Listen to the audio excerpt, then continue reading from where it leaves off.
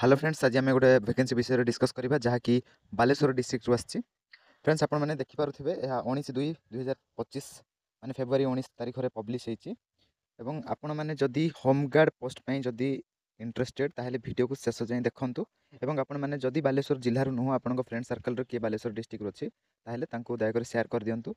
Helpful रहा जहाँकि ये बहुत क्वालिफिकेशन पंचम पास मागी बयस 20 ରୁ 60 वर्ष मध्य अच्छी पोस्ट 167 अच्छी। तो बहुत पोस्ट अच्छी जोटा कि पुरुष मान 158 आउ महिला मान 9 एवं एठी जदि इलिजिबिलिटी आप देखिए ताहले बालेश्वर जिल्लारू जदि जी बासिंदा अच्छी से मानू ओडिया कहवा पढ़ा लेखा आसुथिबो एवं कौन सी क्रिमिनाल केस नारे नथिबो एवं शारीरिक सुस्थ थे एतिकी जदि आपण योग्यता अच्छी ताहले आपण एठी अटैच हो जाए एप्लिकेशन फॉर्मटा से फॉर्मटा आपण स्पीड पोस्ट किंबा आपण डायरेक्ट पुलिस स्टेशन रे जाइए आप आवेदन करें।